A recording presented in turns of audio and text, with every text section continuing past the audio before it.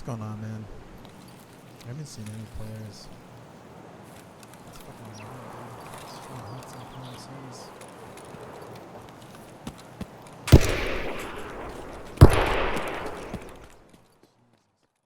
in A desperate Kafka's world with a mute color palette filled with people that want to extort, kill, or rob you. And typically, all of the above. If I were an investor and you pitched that to me, I would kick you out of my office. But lo and behold, that is the watered down description of what games like DayZ, Tarkov, Scum, H1Z1 have to offer you for a gameplay experience. So why have I spent thousands of hours wandering around these post-apocalyptic poop holes?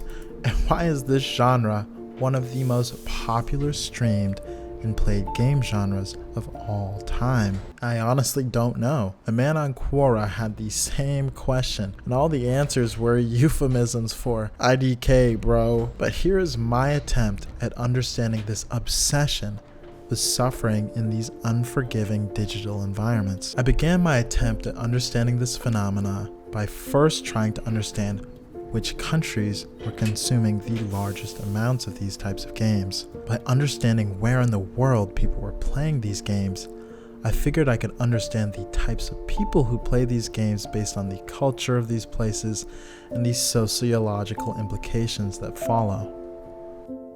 Are they a degenerate like myself who has nothing better to do? Or perhaps a more refined individual that dabbles in masochism here and there? Regardless, this was my process. I started by quantifying which people were playing the most of these games based on the number of servers and server population divided by the number of people in the country. I divided by the number of people in the country just to eliminate any kind of population bias. I found most of this information on trackyserver.com. I will link that in the description. The results were as follows. The US ranked first among all the hardcore survival games I pulled. These games included Rust, DayZ, and Tarkov. The US was closely followed by Germany, with Russia at times pulling ahead of Germany but not in front of the US. Interestingly, Eastern countries were nowhere to be found. Now, as for why Eastern countries weren't present, I chalk this up to be due to the difference in sociological norms. The West, in our religions, and our approach to politics, education, constantly identifies and promotes the idea of the individual. In Christianity, we have one God.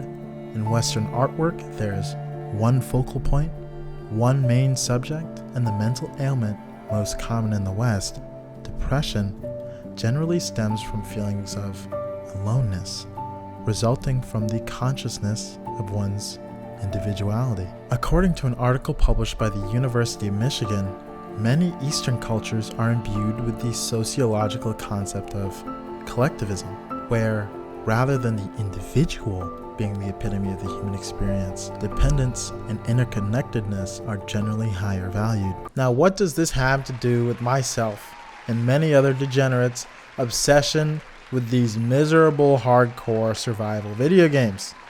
That's a good question. Hardcore survival video games generally reward the types of behavior that only an individual hyper-aware of their individuality would engage in. For example, a person that has been taught all their life that they aren't more special than the group is generally far less likely to betray, cheat, extort, and kill people than someone who has been taught that they are special and individual, above the rules, and/or that they matter more than the group.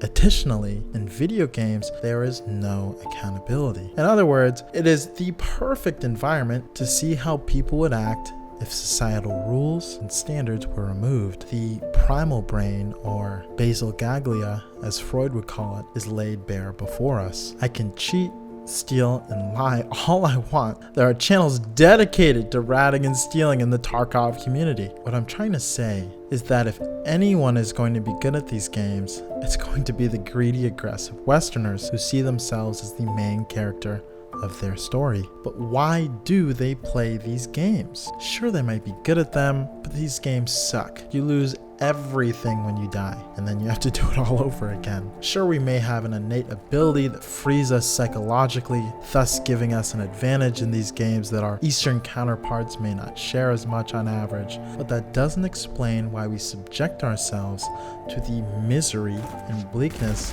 of these games and their environments. I've postulated and thought about this a lot. Is it similar to a toxic relationship? Is it the highest of highs and the lowest of lows and the addictive nature of a game of that sort? Is it the immersion?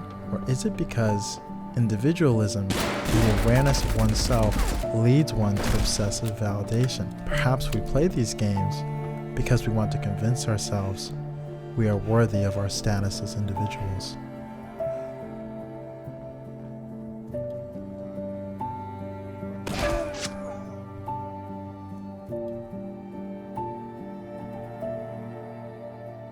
Thank you for watching. Drop a sub. I am sick right now if my voice sounds different. I know I took a little break. I've just been super busy with law school and life and yada yada, all that stuff. But I'm going to try my best to get a video out once a week. Anyways, I will see you guys in the next one. Thanks for watching.